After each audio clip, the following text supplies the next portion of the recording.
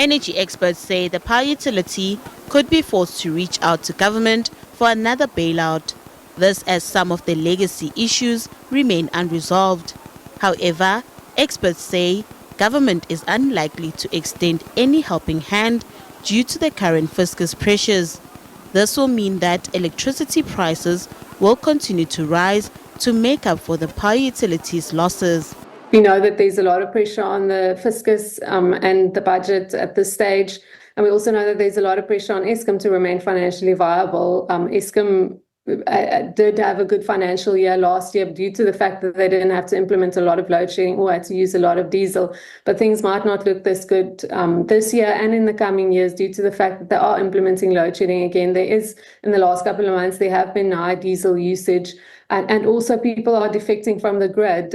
They are doing own generation during times where it is for Eskom cheap to use electricity, and then in other times when Eskom needs to pay a lot more for electricity over peak times, people want to not pay that much for electricity.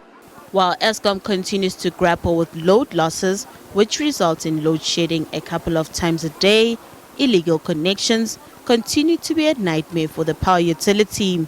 According to Eskom, illegal power connections siphon off 37 gigawatts of electricity per day from the power utility. This means Eskom loses about 15 million rand per day due to illegal connections in the country. To address this, the state-owned entity has implemented technological advanced equipment to mitigate this crisis. Eskom and municipalities have got many initiatives to try and curb the use of illegal electricity and to stop illegal connections.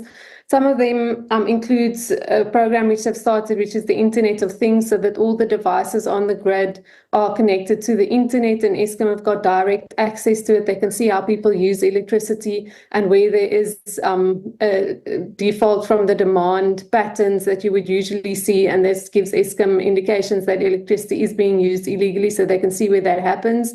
There are also other initiatives that Eskom are running, for example, smart metering, where they want to install smart meters at people's homes. They've got a program around this where they want to install 7 million smart meters over the next 3 years in South Africa. These smart meters also allow Eskom to see what the usage patterns of people in areas are, and it also allows them to switch electricity off or to lower electricity demand in an area where there might be illegal connections or where there's a risk of equipment being overloaded. Others say while Eskom has put in place smart metering devices in South African homes, the power utility will still need to procure software that will assist in making smart meters perform better.